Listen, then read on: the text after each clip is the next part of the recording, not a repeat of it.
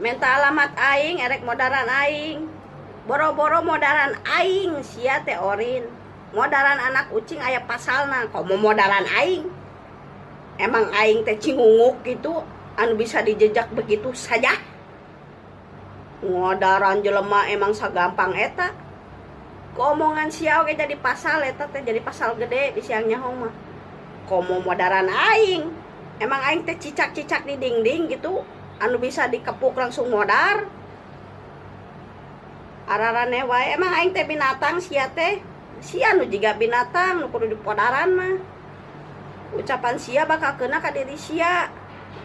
Kunaon mantan sok jadi beki galis, berarti kuno ayeuna mah di modalan skincare jadi glowing. Ari keur kumaneh mah kan teh di modalan, ngan saukur di modalan sungut meureun. Jadi we hawuk pan. Bener teh. Huntu di beholan, huntu di behela duit aing keneh. Beungeut di bodasan ari beheung hidung. Beungeut di bodasan duit aing keneh. Beheung hidung eta mah geus takdir geus eueuh obatna. Ari manggi duit di jalan ngomongna aja ke anak soleh. Nya atuh sia ge manggi duit bakal kitu mah da kitu. Kudu atoh disebut ibu RT teh. Naha geuning? Sabab dari sebutan awewe mah kumaha salaki. Oh, gitu. Lamun salakina RT otomatis ibu nage bu RT. Bu RT. Lamun salakina RW otomatis ibu nage bu RW.